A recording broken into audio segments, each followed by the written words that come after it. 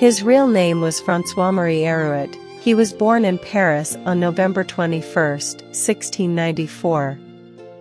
Having been born in a middle-class bourgeois family with his father serving as a government official, he was educated in a Jesuit school, where from an early age he showed great talent in literature and languages, mainly Latin and French.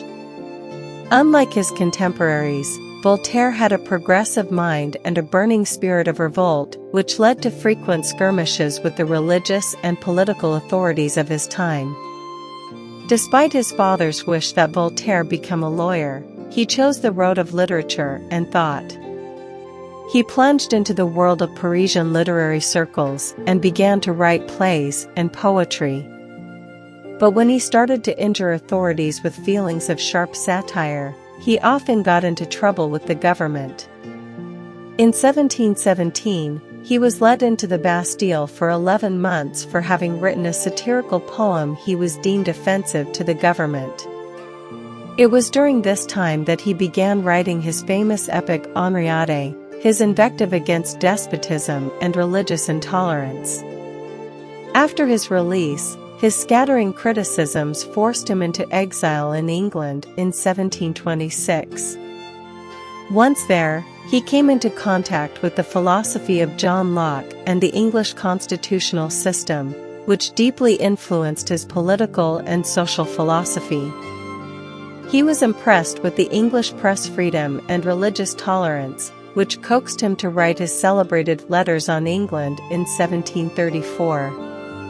In it, he praised the English system and criticized the French institutions, leading to its banning in France.